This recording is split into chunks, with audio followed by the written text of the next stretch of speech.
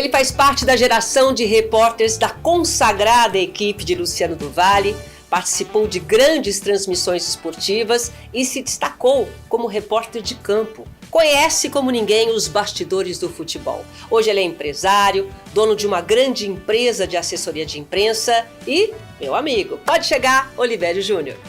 Obrigada por estar aqui, viu? Te agradeço. Muito obrigada por estar aqui. Sempre muito bom te rever. Ah, coisa boa ter você aqui, Olivério.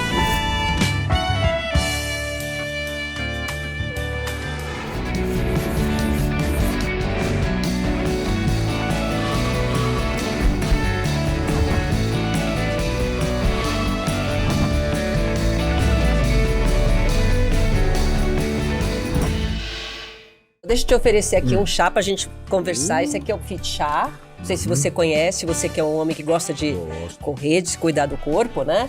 Então a gente tem o chá da manhã. Somos corredores, né, Silvia? Eu já fui, mas eu me cuido. E aqui é manhã, tarde e noite. A gente pode tomar o quê? Da manhã? Vamos tomar o da manhã, lógico. Energia. Ó, aqui o teu. Quer dizer, viemos aqui pra conversar ou pra tomar chá? É, pra tomar chá também.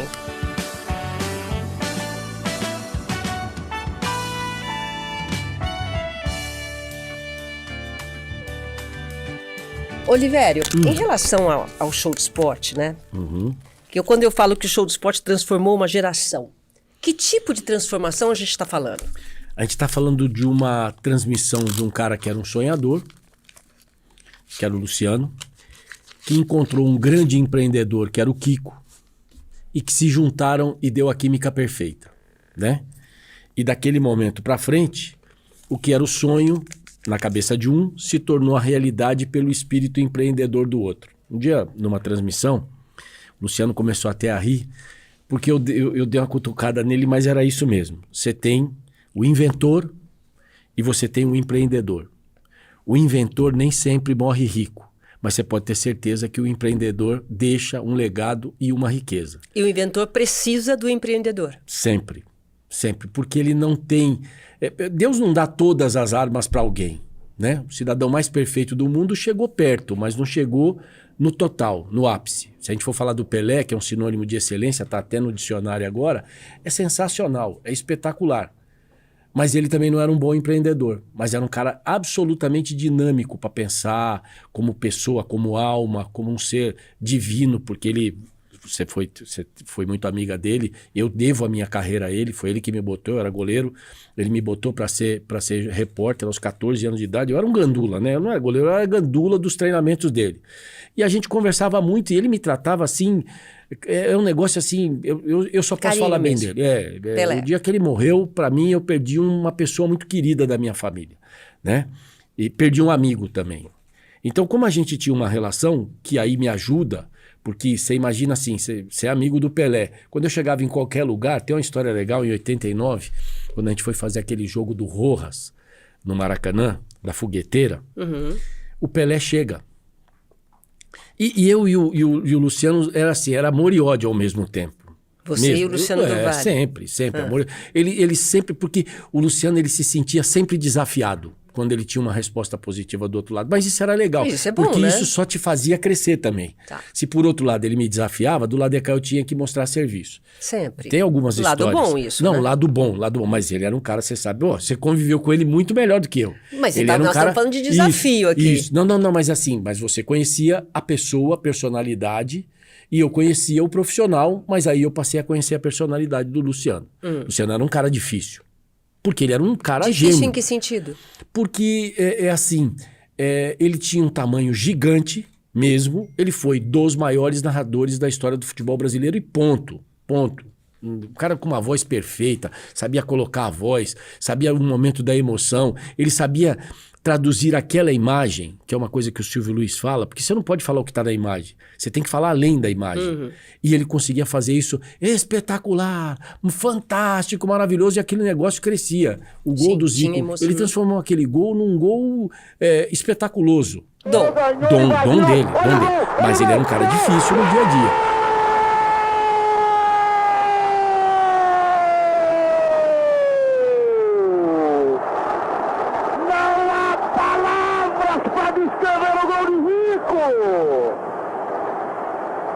É de prata de placa de placa! Ele é fenomenal! Ele é gênio! Vou te contar a história primeiro, só pra gente identificar quem é o Luciano. Dia 11 de maio de 1989, Santos e Corinthians jogam no Pacaembu. Quando o jogo acabava empatado, com gols, você disputava um ponto extra. Era um regulamento maluco que estavam tentando levar para a FIFA e que não deu certo. Você disputava um ponto extra nos pênaltis. 3 jogadores de cada lado bateriam os pênaltis. A história é que eu guardo a história, não consigo nem guardar o placar do jogo nos pênaltis. Você tinha Tuico, que era um baixinho, atarracado, branco, ponta esquerda do Santos. Você tinha Camilo, um zagueiro alto, preto. E tinha um jogador no meio disso. Mas o Tuico ia bater o primeiro pênalti, o Camilo o último, ou ao contrário disso. Pois bem, na hora que vai bater a bola, porque todo mundo que trabalhava com o Luciano sabia disso, é bem esmiuçado para ele, porque ele não ficava atento. Ele era um gênio falando, mas ele não ficava atento na transmissão ali naquele negócio. No momento no importante jogo, assim? Não ficava? Ele não estava. Aquele dia ele não estava. E sobrou para mim. Aí ele vai e o Camilo tá ajeitando a bola, ou ao contrário, e ele fala assim, Tuico. Ou o Tuico estava ajeitando a bola e ele fala Camilo. Para eu não corrigir o meu chefe no ar, porque você não está lidando só com um gênio, você está lidando com uma pessoa que é seu chefe, hierarquicamente, você sabe disso. Eu nunca chamei o Luciano de senhor no ar, mas eu nunca deixei de chamá-lo de senhor fora do ar. Tá. Né? Você lembra? Ok. Nós encontrávamos nós três. Uma forma de respeito que você tinha com ele. Coisa que você aprende em casa. Tá. Né? Mas no ar não, no ar ele era você. No ar ele era você. O Luciano e pronto. Mas fora do ar era o senhor, porque ele era meu chefe. Né? E aí ele vai errou o nome. E eu vou, e para consertar o que ele vai fazer, eu falo assim, Luciano, houve uma troca nos pênaltis, houve uma inversão. Quem vai bater é o Tuico. E ele, Camilo na bola. E bate e faz o gol, o Camilo. Ele fala errado. Tá. Aquilo gerou Hoje seria nas redes sociais, e-mail, bombardeado, não sei o quê. Tá. Naquela época era o fax.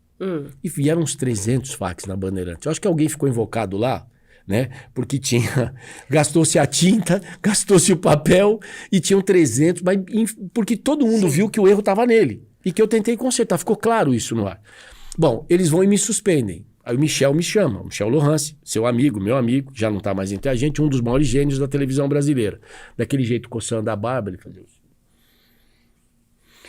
Boa gente, vou ter que suspender você. Você está suspenso. Eu falei, não, você vai fazer diferente, você vai me mandar embora. Eu não aceito uma suspensão quando eu tô certo.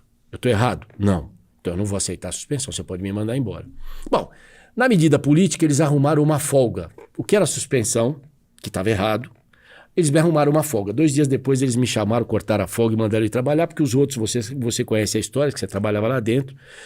Aqueles caras sumiam e o único que estava afim do desafio, que estava ali trabalhando pelo prato de comida, porque era o que eu fazia, eu estava trabalhando pelo meu nome, tentando me projetar dentro da minha carreira e trabalhando pelo prato de comida. Eu precisava muito daquela grana. Então, aí o que acontece? Eles vão e suspendem a folga e me chamam para trabalhar. E beleza. E o Garrafão, nosso amigo, que era o cara que fazia a escala junto com o Luciano em alguns momentos, falava assim, ele gosta tanto de você, Oliveira, vocês têm um problema, mas ele gosta tanto de você que ele começa a escala o seguinte, esse jogo de vôlei eu quero fazer. Ele põe o nome do Oliveira e depois ele botava o nome dele. Mesmo, tá aí o Garrafão vivo, é só perguntar para ele. Porque eu acho que a gente tinha uma coisa assim. Eu quero saber por que ele era difícil, você contou isso aí. Porque ele era um cara difícil, porque ele sabia o tamanho dele. Mas ele não aceitava então, quando ele estava errado? Lógico que não. O fato dele me suspender demonstra isso, foi ele que me suspendeu. Entendi. E aí alguém falou, mas o moleque é o que faz, porque eu tinha 25 anos lá. Mas você sempre foi muito intempestivo. Opa, você se eu tiver que mandar sempre foi alguém... contestador. Se eu tiver que mandar alguém tomar banho, eu não passo vontade. Eu não passo vontade. Você nunca aceitou muito essa coisa. Se eu não concordar com você, eu não vou concordar. E pronto. E aí, olha como é que é. 1989, ainda. Esse jogo aí da fogueteira, que era para a Copa do Mundo e era um jogo importantíssimo porque o Brasil podia não classificar. E de novo... ia tomar um problema contra o Uruguai dentro do Maracanã. Já tinha o problema de 1950, que perdeu a Copa lá dentro. Chega o Pelé e o Samir Abdurraqui, que era o seu advogado. Ele era comentarista da TV Globo. Ele desce do carro. O que eu tenho que fazer como repórter? Entrevistar, claro. Por quê? Porque eu não estou entrevistando o comentarista da Globo. Claro, eu estou entrevistando o Edson Arantes do Nascimento, o maior jogador de todos os tempos da história do futebol. E vou lá e entrevisto. E ele só fala pra mim. Ele não falou pra Globo, ele não falou pra Record, ele não falou Já pra... tinha uma amizade, uma coisa estabelecida. O cara que me botou na carreira... Eu sou agradecido ao Pelé. Eu sinto que ele foi um dos maiores amigos que eu fiz no futebol. Mesmo, pela generosidade dele, pelo carinho. E tem muitas histórias que eu evito até contar porque elas pertencem a duas pessoas amigas. Né? Isso, tem razão. Aí, beleza. Ele morou em Santos, eu sou de Santos, eu sou nascido em Santos, como você. Sim. Aí o que acontece? Não nasci em Santos, mas ok. Não, mas você viveu lá. Nós adotamos você. Alô, Monte Azul Paulista, me perdoe. Isso é lá no interior, lá perto de Ribeirão.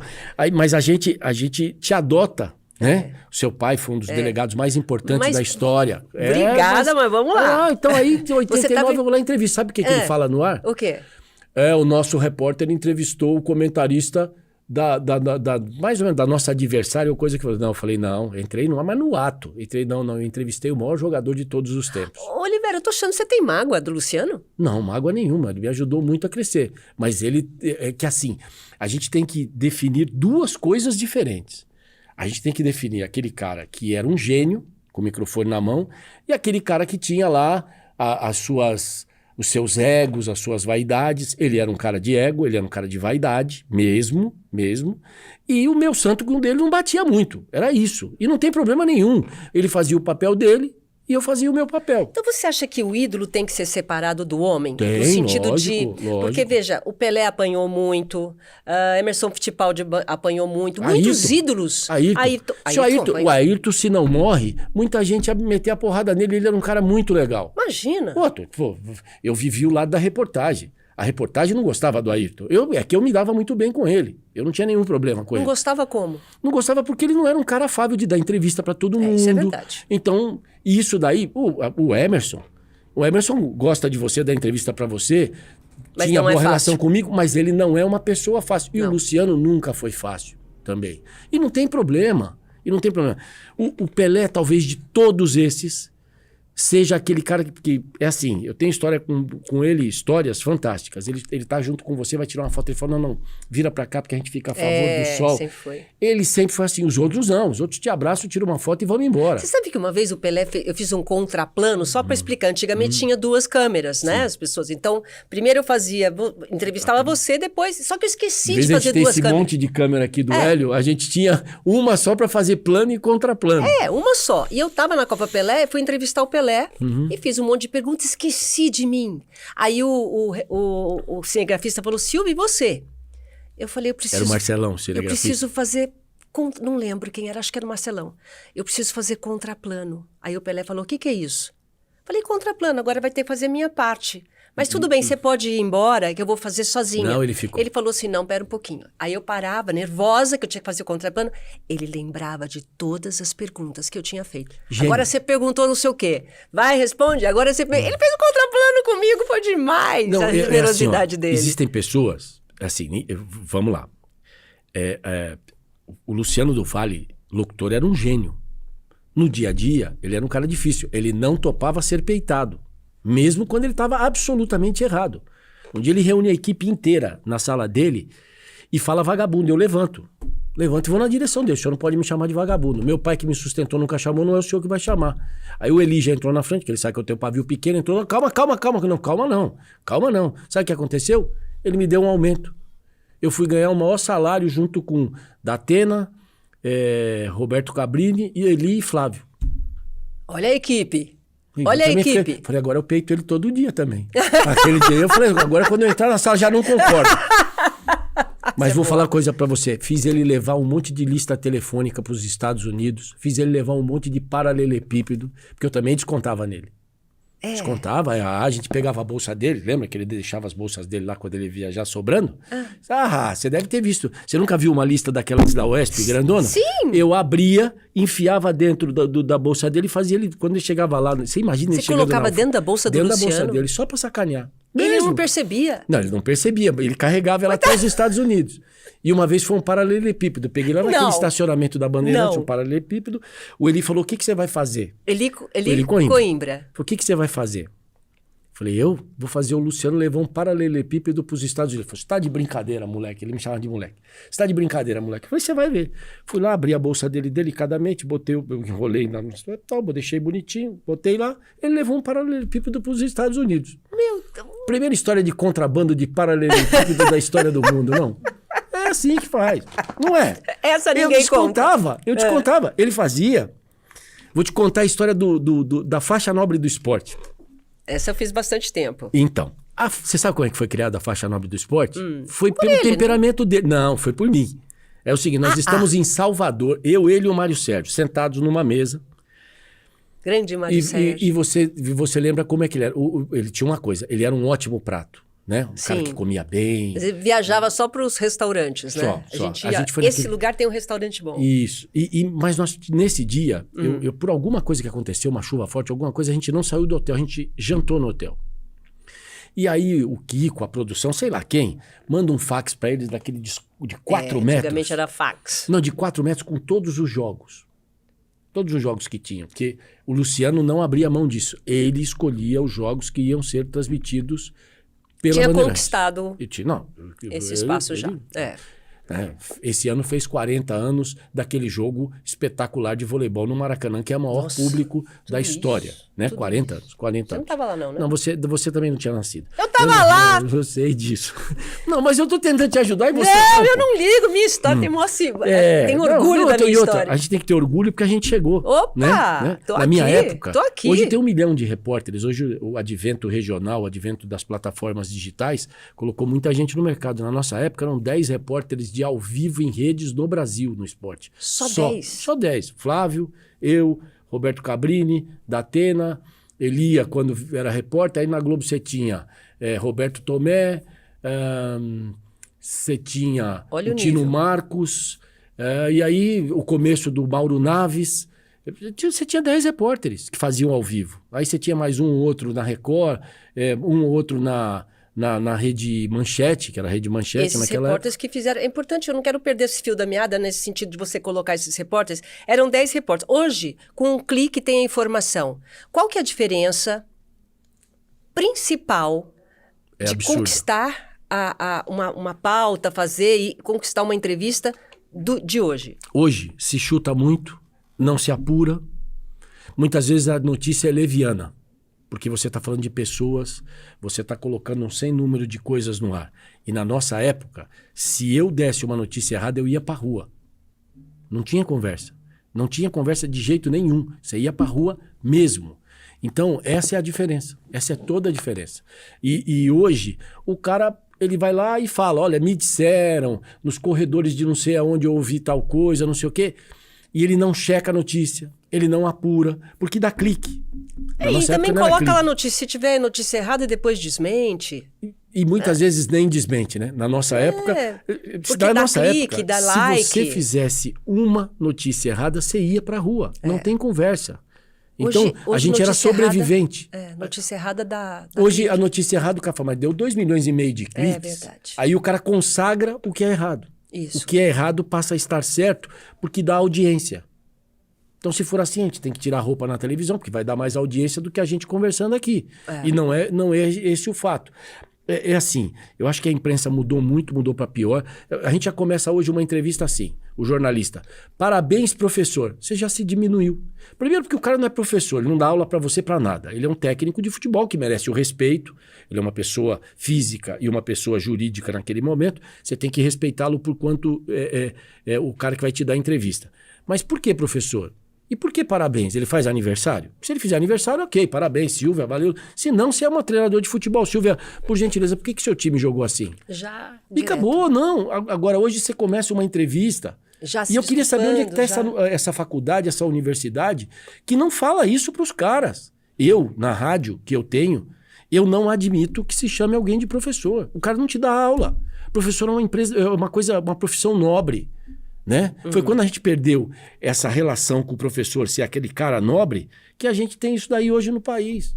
Mas antigamente, quando você ia para a pauta, para você conquistar uma pauta, você lutava pela pauta, você recebia a pauta, você não aceitava nada, né? Você já ia... Não, era muito, tinha muito disso. Como é que você trabalhava eu acho muito isso? legal isso na nossa época de Bandeirantes. A gente fazia jornalismo. Jornalismo. Então você chegava lá, se você visse algo mais importante do que aquilo que era o motivo da sua pauta, você podia fazer outro e não ia ter problema nenhum. Tem uma história famosa na Bandeirantes, que um repórter foi fazer o jogo Nacional e Juventus, que é um jogo carismático aqui em São Paulo, porque são dois times. Um é da colônia italiana, o outro é dos ferroviários, que é do início do futebol aqui, com Charles Miller e tal, que é o Nacional, e eles foram jogar na rua Comendador Souza. Foram jogar lá, que é o campo do Nacional, Comendador Souza. Uma coisa romântica, né? Um estádio tombado, você não pode mexer no estádio e tal, porque ele é tombado. Aí lindo, bonito, maravilhoso. Chegou lá, choveu pra caramba.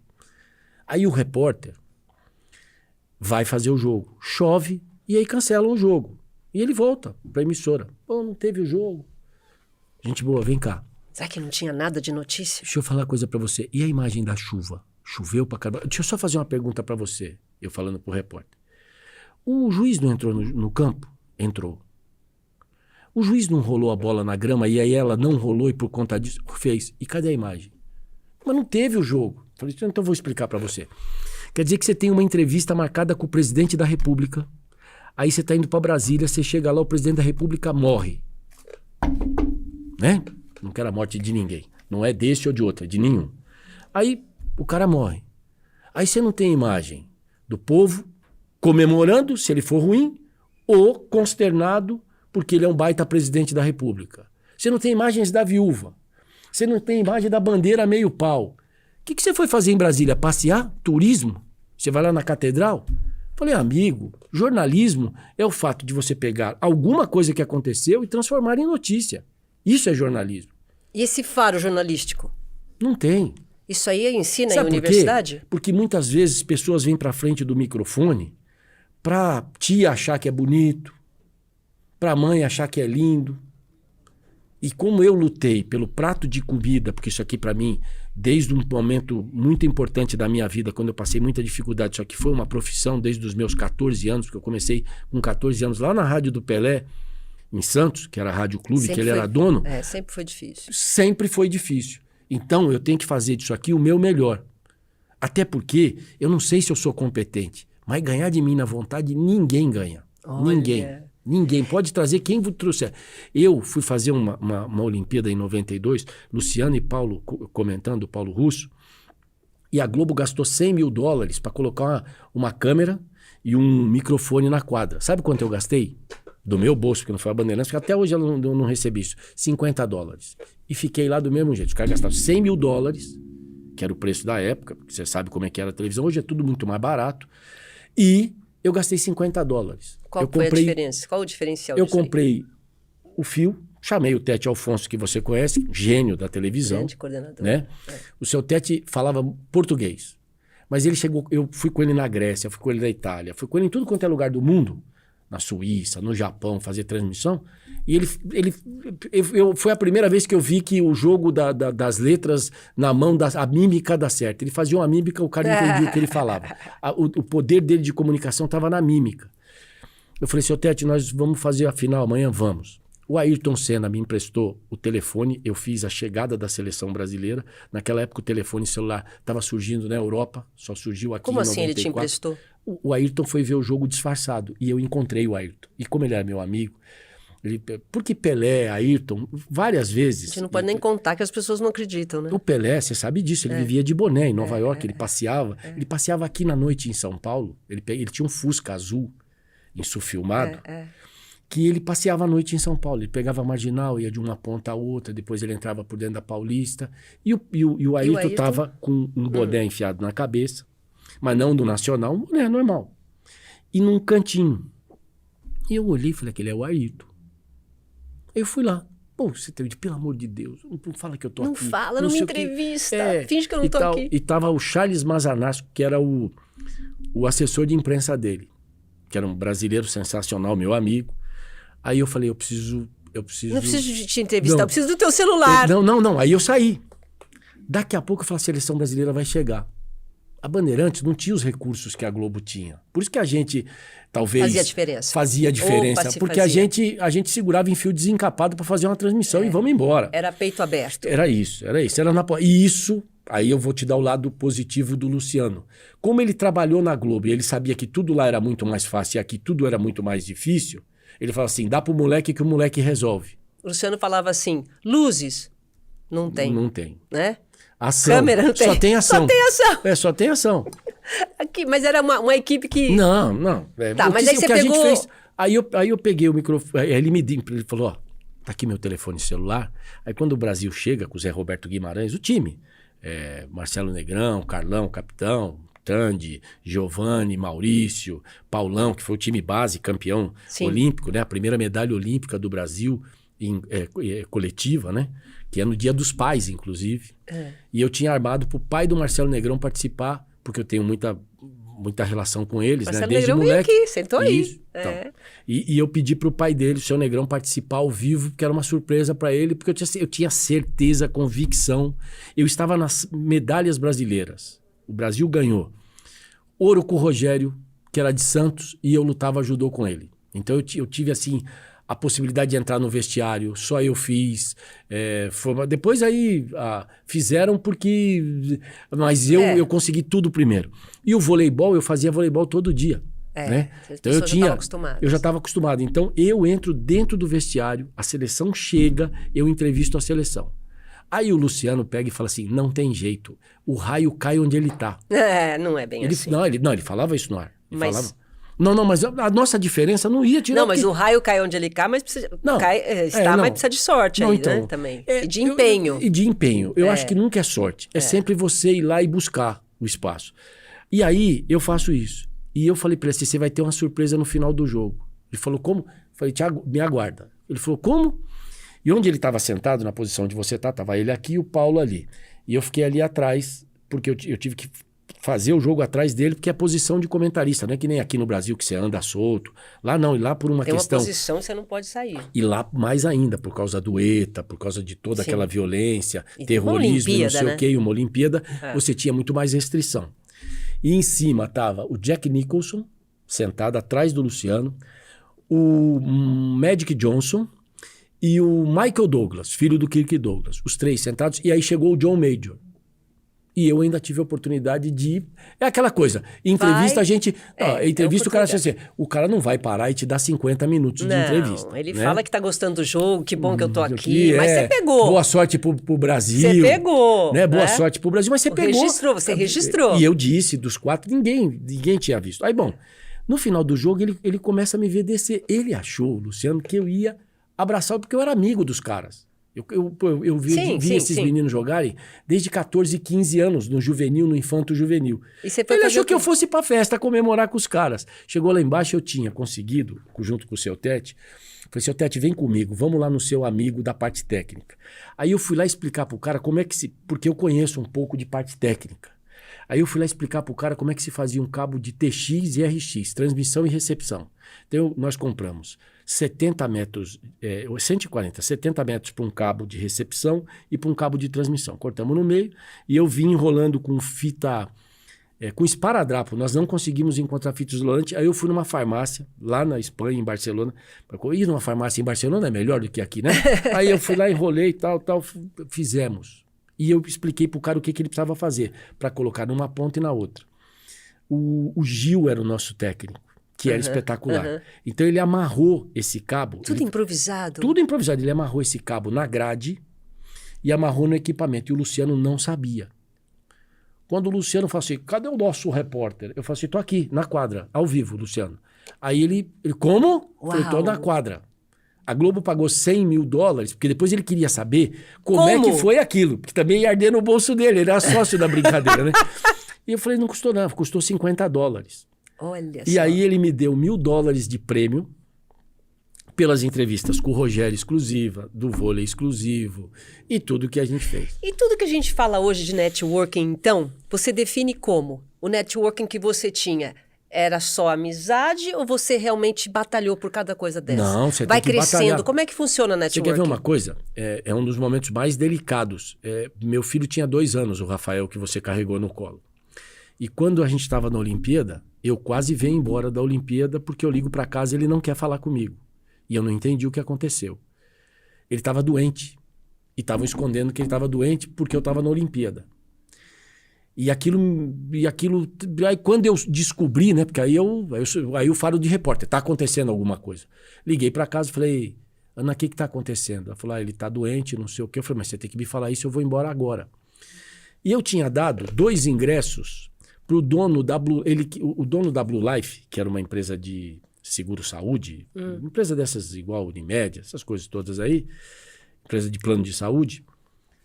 Ele não tinha, ele tentou comprar por 5, 6 mil dólares cada ingresso. E eu tinha 2 que eu havia ganho de presente dos meninos da seleção. Sobraram 2 ingressos, eles me deram um par de ingressos. Se você quiser convidar alguém, não tenho porquê. O cara, não, fica com os 2 ingressos. Eu não queria ficar, fica com os 2 ingressos. Eu peguei os 2 ingressos e fiquei. Eu chego, Aires da Cunha, o nome dele. Tá. O nome do dono da Blue Life. E eu encontro com ele num corredor. E ele falou, poxa, tô tão chateado. O que foi? Eu não vou conseguir assistir o jogo. Eu e minha mulher queremos assistir o jogo e não tem mais ingresso. Eu falei, quantos ingressos? 2. Eu tirei os 2 ingressos e dei pra ele. Falei, esses aqui são 2 ingressos que eu ganhei, eu não vou assistir o jogo. O senhor fica à vontade. Quando ele me ouve falar no telefone, porque toda a transmissão tinha um telefone que a gente falava com a Central, falava com o Brasil e tal, e é nesse telefone que eu ligo para casa para entender essa dificuldade do Rafael. Tanto que eu saio do aeroporto, vou direto com ele pro hospital, ele interna e faz 3 cirurgias, meu filho. Aí ele pega e fala assim, você fica tranquilo, o problema do seu filho está resolvido. Ele liga para a Central de não sei aonde, para quem é o chefe dele, que eu também não sei quem era, e manda uma ambulância para minha casa, 24 horas para ficar na porta da minha casa. Você está falando isso em relação a networking? Isso é networking. Isso é networking. Sim, sim. Tudo que eu tenho na minha vida, eu conquistei à beira de um campo ou de uma quadra. Tudo. Mas você alimenta. Alimento? Você alimenta amizades, você... Você já me perguntou isso fora do ar várias vezes. Eu falei assim, você tem que alimentar aquilo que você faz. Você tem que prometer e entregar. Você tem que ser um cara correto com as pessoas. As pessoas falam assim, quem tem confiança em mim não tem confiança porque acha que eu sou simpático, até porque eu não sou simpático. As pessoas têm confiança em mim porque elas sabem que eu entrego o que eu combino, que a minha palavra vale uma vez só, que é melhor do que um contrato assinado. O contrato você pode discutir, palavra você não pode discutir. Então esse é o networking que cada um de nós tem que fazer. Pra vida, é o networking da vida. Pra vida. É o cara falar assim, este cara, ele pode ficar tranquilo que ele resolve, né? E hoje a relação que eu tenho no meu trabalho, na minha empresa, é uma relação de confiança. Você imagina que eu passo a ter... Com certeza, porque você passou de repórter para ter uma empresa de comunicação que, aliás, muito bem sucedida. Essa transição aconteceu por quê? Você resolveu, não quero mais ser repórter. Agora eu vou cuidar porque eu quero ser dono. Eu não quero mais ter patrão. Não, é porque eu percebi o que ia acontecer e eu acho que eu não errei. Eu falei, isso aqui tá ficando um lugar... não da responsabilidade, da qualidade, da capacidade das pessoas. Repito, eu não sou um cara talentoso, eu sou um cara determinado, é diferente. Então não vai aqui nenhuma, vai, não, eu sou bom pra caramba. Eu entrevistei quem eu tinha que entrevistar porque eu corri pra fazer isso. Porque eu não esperei ninguém bater na minha porta. Ninguém foi às 3 horas da manhã, bateu na minha porta. Fidel Castro tá chegando aqui pra você fazer a entrevista com ele. As 3 entrevistas que eu fiz com ele foi porque eu fui lá e arrisquei a quebrar braço e não sei o quê, porque os seguranças dele, quando vêm pra decidir. Então, é o seguinte, você tem que dar cara pra bater, né? Tudo na vida, se você fizer com determinação, você vai ganhar de muita gente que tem qualidade. Porque tem gente que tem qualidade, mas é preguiçosa. Não tira o bumbum da cadeira. E se não tirar o bumbum da cadeira... E não tem sorte. Esse negócio de sorte... Porque é o seguinte, alguém já jogou na loteria e ganhou? Mas não, tem que jogar, né? Também. Tem que jogar, então não é sorte. Já começa daí. Não, então não é sorte. Então você concorreu para ganhar. Você foi até lá. Você foi até lá. Você foi lá nos números, você pensou os números que você achou, sonhou com eles, sei lá o que você fez, mas você foi jogar. Agora, se você não jogar, você não vai ganhar. A entrevista do Fidel Castro é o maior exemplo disso. Eu tô com o Tete Alfonso na Guagua. Guagua é o ônibus lá em Cuba. Nós estamos indo pro estádio Pan-Americano, que é onde existia a abertura.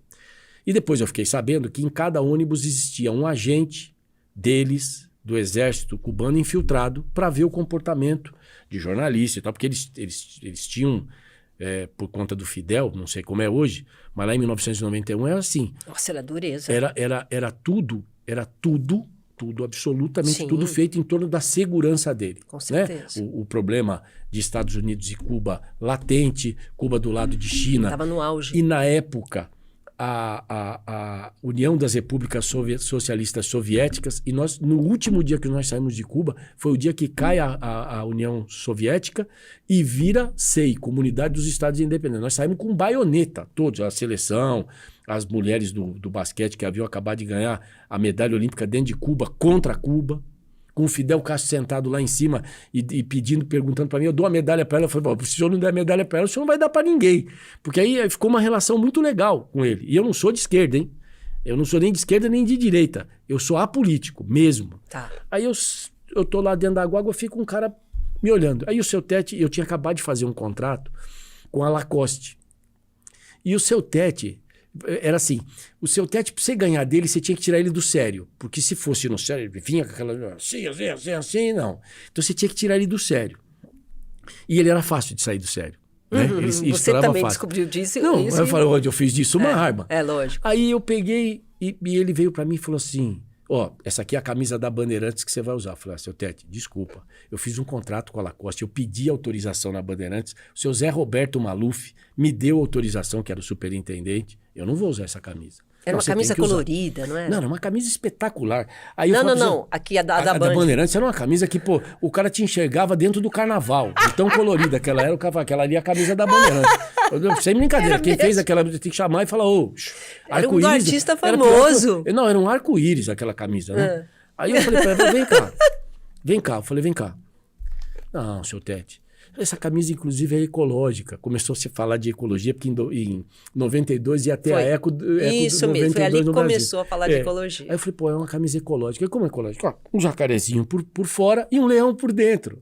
Aí ele ficava naquele misto, porque o legal de tirar ele do sério era para ele poder rir. E aí você falava, agora entrou, agora eu posso dar um carrinho nele que ele não vai... Olha as ele não vai, ele não vai me encher a paciência. E ficamos, e tinha um cara chucrute, assim, um cara crush, lá em Santos a gente fala, lembra? Aquele cara que, quando ele é... Eu não lembro disso. Não, como é que é o nome? Cara, Fanta? Crush? É Fanta, Crush, como é que é quando ele é ruivo? Quando ele é ruivo. Quando ele é ruivo, os caras apelidavam o cara lá em Santos de Crush. Nossa, Fanta. Crush é antigo, hein? Não, Crush, Fanta, né? Eu sou um cara do século passado. Aí ele tá lá, assim, o cara assim, me arregalas lá a camiseta, tomei a camiseta da mão a colorida da Band. A colorida da Band e dei pro cara. O cara começou a rir. E pra eles é maravilhoso. Não, e o cara começou a rir. E o Tete quase tem um filho ali, quase tem uma síncope dentro do... Você não podia ter feito isso. Seu Tete, eu sou coração bom, seu Tete. Se livrou da camisa. Se tivesse um guarda-roupa, eu tinha doado aquilo lá. Eu ia descobrir difícil. alguma campanha e doar aquilo lá. Aí, beleza, dei a camisa. Isso era um domingo, abril. Na segunda-feira tinha um negócio, uma malandragem lá chamada Brasília 2000, que eles queriam lançar. Brasília 99 para o Pan-Americano e Brasília 2000 para a Olimpíada. E não dá para correr em Brasília, não dá para você fazer esporte em Brasília de alto nível, porque o cara pode morrer. Lá, o deserto do Saara, ele é tão cheio do efeito de umidade igual a Brasília. É igual. Deserto do Saara, estamos falando do deserto do Saara e de Brasília. Então não dá. As autoridades internacionais não iam permitir no esporte que acontecesse isso. Aí beleza. Mas eu tinha que ir lá. Aí o repórter da Globo tá dentro da piscina, porque a gente tava no mesmo hotel, tá dentro da piscina. Ah lá, vai tentar entrevistar o Fidel Castro. O Karina fala pra mim. Nossa, depois aí esse deu cara mais gás. Depois esse cara virou chefe e não quis me contratar por causa desse negócio. Falei assim, deixa eu explicar pra você. Fica tomando banho aí na sua piscina que você vai ver. Aí, beleza, eu Você fui lá. era terrível. Não, eu não vou deixar uma resposta pro cara. Eu não tô nem aí pra Bandeirantes. Eu não tô nem aí pra Globo. Eu tô aí pro meu trabalho. O que me mantém na minha atividade não é o local onde eu trabalho. É o meu trabalho. Ele é mais importante que tudo. Porque se eu trabalhar bem, você vai querer trabalhar comigo, ele vai, o outro vai. Se não for, você não quer. E não é arrogância isso. Pelo amor de Deus. Isso é a certeza de alguém que passou muita dificuldade para chegar aqui. Você só é importante se você for importante para aquela coisa, para aquela atividade. Não importa onde você tá. Não você importa. tem que fazer um bom trabalho. Meu pai me dizia o seguinte, eu não tenho nenhum problema se você for lixeiro. Você só vai ser o melhor lixeiro do mundo. Você tem essa obrigação comigo. E ele me ensinou tudo na vida. Foi o cara que eu perdi algumas pessoas, entre elas muitas. Hoje, exatamente hoje, é aniversário de morte da minha mãe. E é o aniversário dela porque ela morreu no mesmo dia que ela nasceu. Olha só. Então a gente perde muitas pessoas importantes, mas essas pessoas deixam mensagens pra gente. Valores. E você tem que aprender com isso, porque você vai usar. Né? Hoje, quando eu vejo... Eu falo sempre pro Rafael, eu falei, você contesta, meu filho. Mas deixa eu te explicar uma coisa. Meu pai sempre me falou, eu sempre ouvi. Hoje, quando ele já é mais maduro, ele fala assim, eu tenho que te ouvir mesmo. Porque quando você fala assim, cuidado com isso, cuidado com aquilo, é batata. Tem uma experiência envolvida, né? E só serve porque é o seguinte, quando você vai ficando velho, é cabelo branco, para alguns caem, você não tem mais a mesma agilidade. A única coisa que funciona em você é a inteligência. Essa aprimora, essa melhora. Então você tem que usar. E aí eu entro lá e dou de frente com esse... Quando o carro da Bandeirantes para, eu dou de frente com o Crush. Saí do carro, ele falou, ô brasileiro, ele que brincou comigo, ô brasileiro, veio fazer o que aqui? Eu falei, vim entrevistar o Fidel Castro. E você? Ele falou, eu sou o chefe da segurança. Ele fala assim, eu sou o chefe da segurança, da seguridade de comandante. Eu falei, é com você mesmo que eu tenho que falar. E já abri os Cada braços. coisa você coloca, você planta, aquilo volta de uma forma, não? E aí, ele fala assim, você e aqueles 50 caras que estão ali. Eu não sei porque eu fiquei na frente dele, não era. Aconteceu alguma coisa que eu fiquei na frente dele, que o carro parou ali. Porque os outros 50 caras estavam cercados pelo exército cubano e não podiam sair daquele lugar. E não estamos falando cercado assim, que o cara colocou uma correntinha. Cercado, não, cercado ali. Era cercado com fal na mão, baioneta na mão. Aqueles negócios com espetado, ninguém se movia. Mas você não tinha medo disso? Não, eu não tava nem aí. Não tava nem aí. Aí eu virei pra ele e falei assim... te instigava mais ainda. O legal Olha onde é eu o tô. desafio. Pra sair com a mulher, você tem que sair com a mulher mais bonita do baile. Como é que é? Pra sair com a mulher, você tem que sair com a mais bonita do baile. Porque os caras vão falar, não, ele foi lá mesmo. Você ia falar até um palavrão eu agora. Eu ia, mas eu segurei. É o seguinte, em homenagem ao Hélio. Aí é o seguinte, aí o que eu fiz? Aí ele falou assim, olha, eu vou te colocar na frente do comandante. Se ele te der entrevista, se ele for falar pra você, eu vou tirar todo mundo e você vai fazer entrevista. Se você der um passo, eu te jogo no chão e quebro o seu braço, é a minha função. Falei, pô, eu sou destro de tudo. Falei, eu vou dar o lado esquerdo pra ele, que se ele mexer com o meu braço e ele fizer alguma coisa, ele vai quebrar o meu braço esquerdo. Olha o que eu tive que pensar. Você pensou nisso? Pensei, falei, se ele tiver que quebrar, ele tem que quebrar isso. Porque se ele quebrar isso aqui, vai fazer falta. Porque tudo que eu faço com a mão direita. Eu não sei fazer nada com a mão esquerda. Você pensou tudo isso Tudo. na hora? Aí fiquei o tempo inteiro assim. Só que o Fidel Castro ficou onde você tá, 1,5 metro, um pouquinho mais talvez, da distância. E eu na frente dele, o único cara que tá na frente dele, o Mosca, meu cinegrafista, que trabalhou com você, e o Serginho Cabeça, que trabalhou com você também, Sim. que hoje está no SBT, nós estamos ali. Aí eu falei, esse cara precisa me notar. E ele estava falando com uma canadense que estava sentada e tinha uma angolana que fazia tradução do inglês para o castelhano, do castelhano para o inglês e do inglês para o castelhano. A moça que estava, a canadense Tradutora. falava inglês, Tá. falava inglês, não francês. E ela começou a falar e tal, e ele, né, discurso. E eu, toda vez que ele ia falar, eu já concordava com ele. Tá. Ele podia estar falando a maior coisa, eu ia concordar com ele, porque ele precisava me notar. Sim. Que era a única chance que eu tinha de entrar no palco e ele me falar, pô, quem é esse cara? Primeiro, por que ele tá na minha frente? Eu também acho que eu não tava ali de graça, eu acho que eles selecionaram. Que este cara selecionou. Tem que dar entrevista para esse cara aqui. É de uma emissora importante, não é para mim, é para a emissora dele é importante. Mas você vê a volta que deu para chegar aí, né? E aí eu vou te contar a história, que aí é que eu acho que aí foi onde eu ganhei a condição de poder fazer a entrevista de todo mundo, eles tiraram todo mundo, só ficou eu, ele, o Crush? O Mosca, não, o Crush dessa vez saiu aqui, tem um episódio legal do braço que eu já vou te contar. E aqui ficou o Mosca, do meu lado direito sempre, e o Serginho aqui. E o Serginho queria tirar uma foto. Serginho quem era? O Serginho Cabeça, o Cabeça, cinegrafista, tá bom, que era o tá bom, auxiliar tá bom. do Mosca. Ele, vamos sacar na foto? Eu falei, vamos. Comandante, ele vai pro paredão. A primeira coisa que eu falei, ele vai pro paredão se ele fizer uma foto. Porque eu tô pensando em fazer a entrevista da minha vida. Eu ganhei prêmio com a entrevista. Ganhei 3 prêmios. Que legal. E ele quer fazer uma foto. E o Fidel Castro começou a rir. Ele começou a rir quando eu falei isso. Vai pro paredão. Ou vou jogar ele lá no Malecon. Ainda falei porque era um lugar lá em Havana. Que Isso tem o Fidel ouvindo, né? Ele ouvindo e rindo. Ele rindo. Porque eu precisava muito de uma Ganhar uma entrevista. É confiança. você criar um elo com o entrevistado. Não adianta você sentar do lado que você tá, eu do meu lado. Vamos começar a entrevista. Por favor, olha, não sei o que. Não vai. A confiança é tudo numa entrevista. Ou então você pegar pela vaidade. Mas eu acho que isso nunca foi o meu mote. O meu mote sempre foi assim. Eu tinha uma baita relação com o Ayrton Senna. Boa. Você sempre foi. Ele chamava você construiu as suas relações. Ele chamava o Léo, porque eu peguei o Ayrton antes dele chegar na Fórmula 1. Então ele chamava o Léo, que é o irmão dele, e falava assim, pô, quando eu cheguei eu não falei com o Oliveira, chama ele aqui.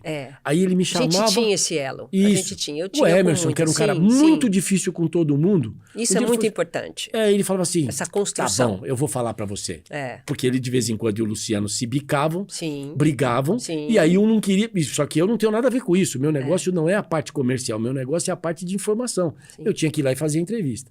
Bom, aí começamos antes de começar a entrevista, ele fala assim pra mim, de que televisão? Aí eu levanto o microfone de La Bandeirantes. Aí ele, sim, de La Rúvia, muito hermosa. Era a Marília Gabriela. Contei isso pra ela, que ela morreu de rir. Entrevista com ele. Dizem que ele foi apaixonado por ela. Dizem que ele foi apaixonado, que ele fez a entrevista e ficou apaixonado. O senhor, presidente, é a história viva de Cuba. O que é que vai acontecer quando o senhor se for? Dessa forma, individualizas em mim o esforço que hemos hecho muito, não homens. Dessa maneira, você individualiza em mim o esforço que foi feito por muita gente, o esforço de todo um povo. Se tudo isso acabar, eu deveria ser mandado para o inferno, um lugar mais ou menos digno para onde se deve mandar um indivíduo tão inapto e tão incapaz a ponto de pensar que pode construir uma obra social e uma obra revolucionária através de um esforço pessoal. Ela tem uma magia mesmo. Quando você vai conversar com ela, é exatamente isso que ela faz. Ela te traz para o lado dela. O Pedro Bial faz isso aí. Sim. Porque se você não fizer isso, você não consegue fazer uma entrevista legal. É verdade. Se for papum, pergunta, responde, faz por e-mail. Boa, boa. Se não tiver essa interação, se você não tiver o lado humano na entrevista, ele não serviu para nada. Então você faz por e-mail, você pergunta por e-mail, responde por e-mail, tá resolvido. Acabou. Você vai ser métrico na pergunta, a pessoa vai ser métrica na resposta e ninguém vai para lugar nenhum. Isso aqui é o que dá o corte para a ilha de edição, é o que dá toda a química. É uma coisa que tem emoção. Né? Aí eu peguei e falei assim, sim, de La Rúvia, muito hermosa, sim. Aí eu já concordei. Bom, primeiro que eu também achava a Marília um mulherão. Aí comecei a falar e tal, e aí ele suavizou comigo. Quando eu olhei, eu estava do lado dele, assim, próximo. A única coisa, e depois eu fui perceber isso aí ao longo da entrevista, que eu aproximava muito o microfone, porque eu estava com medo do áudio. De vazar, perder, ficar muito no buchicho do ambiente, e a gente perdeu o áudio. Então eu aproximava. E vinha um cara, o Cruz, e botava o dedo aqui assim, do lado de lá. Para você não aproximar? Para eu não aproximar, porque aí depois eu fui descobrir que a barba era um mote, era como se fosse um símbolo dele também. E não podia encostar na barba? Tchê e tal. E como eu passei, eu fui lendo, quando me falaram que eu ia cobrir o Pan-Americano, eu fui o único repórter que foi cobrir o Pan-Americano. Porque quando eles tiveram que decidir, o Garrafão chega pro Luciano, o Garrafão trabalhava com a gente no dia a dia, e uma figura espetacular, né? Ele chega e foi um dos maiores chefes que eu tive ao lado do Roberto Avalone. Ele pega e fala assim pro cara, só tem um cara para fazer isso aqui, é o Olivério, porque ele põe a cara.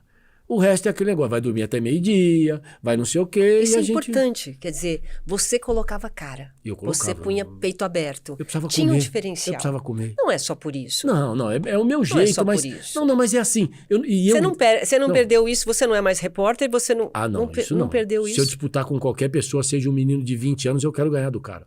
Não tem jeito. Porque é teu isso. É meu, nasci com isso. Você desafia o tempo todo.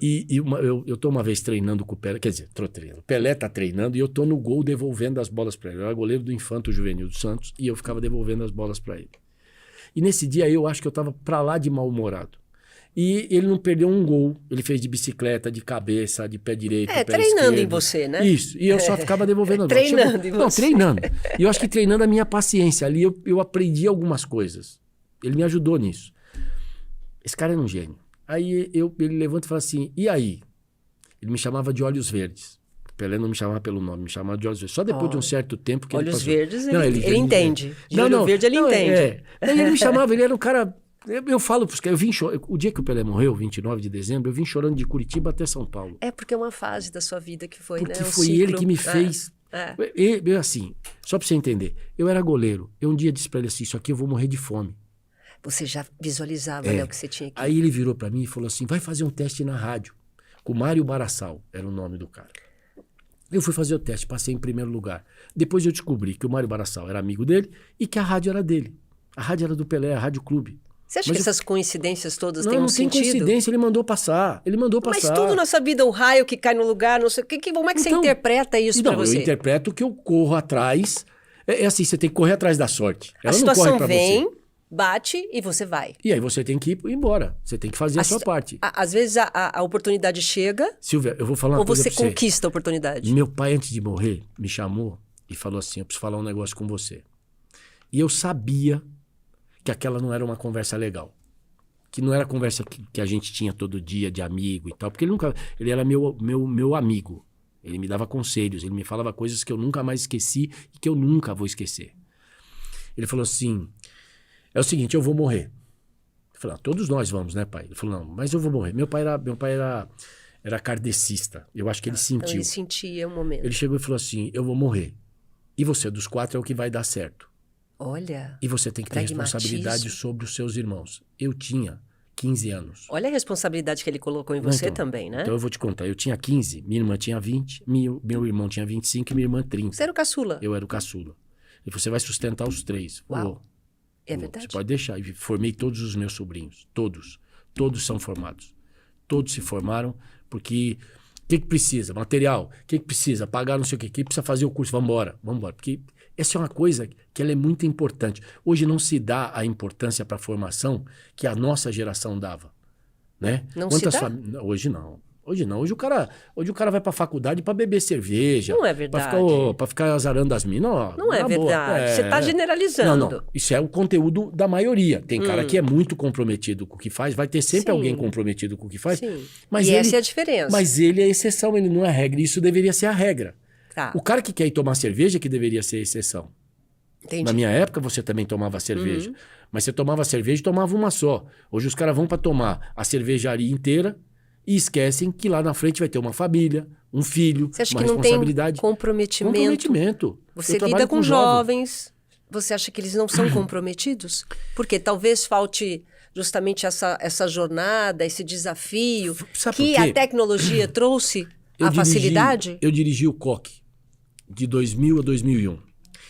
Um dia eu ouço de um professor, porque nós educadores, eu falei, porque eu não sou educador, eu sou jornalista. E fiz medicina. Foram as 2 coisas que eu fiz na vida. Falei, para. Como é que é? Nós educadores, quem dá educação é pai e mãe. Tive que falar isso para um professor. Vocês dão cultura, vocês dão sabedoria, vocês dão informação ao jovem. E aí a família brasileira cometeu um erro que eu acho que é o que arrebentou com a gente. Muitos pais empurraram para a escola a responsabilidade que eles deveriam ter como pai de educação. Você já me viu deixar de abrir a porta, nós trabalhamos juntos há décadas. Você já me viu deixar de ser gentil com alguém? Eu sou duro. Não. Mas eu sou um cara que eu abro a porta. Tem personalidade, é diferente. A única coisa é que se o cara me encher o saco, eu falo para ele. Você está me enchendo o saco, você está me perturbando. Tem gente que tem dificuldade para fazer isso. Eu não tenho. Eu confesso que eu não tenho. E alivia para mim quando eu faço isso. Eu não fico guardando, eu não sou cofre, eu não vou ficar guardando as coisas. Eu tenho que falar. Acabou. Se gostou, gostou, não gostou. Baita problema seu. Baita problema. Entre doer no meu fígado e no seu, doa no seu. Se meu avô falava, se é pra alguém ficar chateado, que fique o outro, não eu. Eu tenho que ficar na minha alegria. Eu trabalho pra caramba, durmo 5 horas por dia. Você acha que eu vou passar 19 horas pensando e amargurado num problema porque eu deixei de falar alguma coisa pra Silvia? Eu falo, e nós já tivemos conversas que eu já te falei. Silvia, para de chorar e vamos aqui, ó. Porque você é capaz pra caramba. Eu conheço. Porque assim, você é uma vencedora. Você é uma vencedora. Você chega sob o clima da desconfiança na Bandeirantes e mostra com capacidade que você tinha um baita poder de fazer o que você quisesse. Após algumas voltas, Emerson deu finalmente bandeira verde para a Senna. Olha, a pista hoje está temperatura muito frio, o pneu não está funcionando direito, leva umas 10 voltas quase para esquentar o pneu. Eu falei para ele, tu tem que sair, ele tem bastante tempo e eu acho que vai gostar. A única coisa é que essa pista é muito pequena, parece um cartódromo, né? Mas é que o Ayrton gosta, ele gosta de cartódromo. As suas primeiras considerações antes de andar aí? Não tem muito o que dizer, não. Tem que experimentar primeiro para depois falar alguma coisa, mas carro de corrida, a única coisa é que como se fosse uma droga, né? Quando você vê, você começa a ficar nervoso quando você está do lado de fora. E fez. Desconfiança porque talvez eu fosse esposa de alguém importante. Ex-mulher do Luciano, Isso. é verdade. E você mostrou com competência que aquilo era um outro fato. Que aquilo era um fato que estava restrito à porta da rua para fora, não da porta da rua para dentro. Pelo contrário, quando você tem esse tipo de coisa, você tem que se sentir desafiado e mostrar para as pessoas que você é muito mais competente do que qualquer outra pessoa. É assim que funciona. É a aprovação, é verdade. Né? Tem que dar sempre a mais. O Muricy sentou aí e falou assim, não é só 100%. É 120% se você quiser se destacar. 100% hoje um em monte dia. de gente dá. Você tem que passar do limite dos 100%. É esse. Trabalhou 17 anos com a gente no escritório. A gente é muito amigo. E eu sempre falava pro Muricy, é o seguinte, é conversinha, jogador só desemprega. Porque jogador de futebol não emprega ninguém. Ele não vai lá e fala assim, vamos trazer o fulano, que o fulano é bom. Ele não faz isso. Ele só pensa nele. Ele só pensa no lado unitário. Ele não pensa no lado coletivo, na enorme maioria. Um ou outro pensa. Só que você tem que saber sobreviver diante disso. Hoje, sabe por que a gente não vai ganhar mais nada? Porque os jogadores... Pode falar bunda mole? Pode, né? Porque os jogadores são muito bunda moles. Porque os jogadores, eles não conseguem o desafio de enfrentar um microfone. O cara que não enfrenta o microfone vai enfrentar do outro lado um grande jogador? Não enfrenta talvez que o patrocinador não deixa, não pode mais falar. Não, é porque... Posso falar pra você? Saber. Só posso falar pra você. O jogador hoje, ele é o rei da internet. Ele é o rei de querer ser um influencer. Não, influencer. Quando ele devia se preocupar em ser jogador de futebol. Hoje, muito, né? Hoje... Tem até uma pergunta aqui, ó. O esporte de hoje pode ser visto com romantismo ou não passa de um grande mercado de negócios? É um mercado de negócios. Acabou o romantismo. O romantismo foi lá atrás. Quando o Pelé jogava pelo que jogava e jogava pra caramba. Hoje o cara não joga porcaria nenhuma e só joga pelo dinheiro. A primeira coisa que se discute num contrato é o dinheiro. E se você fosse com esses grandes jogadores, o cara queria saber o que compreendia o trabalho para te dar o número do dinheiro. Como é um bom profissional. Sim. O que eu vou fazer para eu poder te dar o número de quanto custa? O que você quer de mim? Essa é a negociação. Essa é a Aprendam. Ele é craque na negociação. Não, essa é a diferença.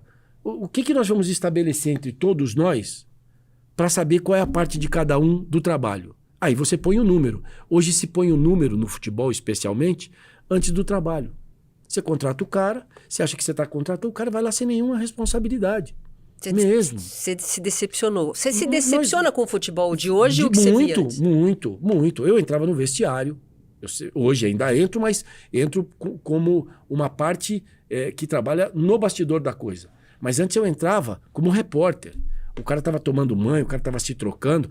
Várias vezes eu separei briga dentro do vestiário de dois jogadores. Hoje ou eles se abraçam e se amam, mas eles não... Não há como você não discutir. Se a gente trabalhar aqui e não discutir, eu não preciso concordar com você. Eu não preciso agir na malandragem. E antigamente você tinha... A verdade é o seguinte, o jogador de futebol hoje é modinha. E o jogador de futebol antigamente, ele era atleta. Ele era jogador de futebol. Ele tinha a vontade dele, a determinação de ganhar.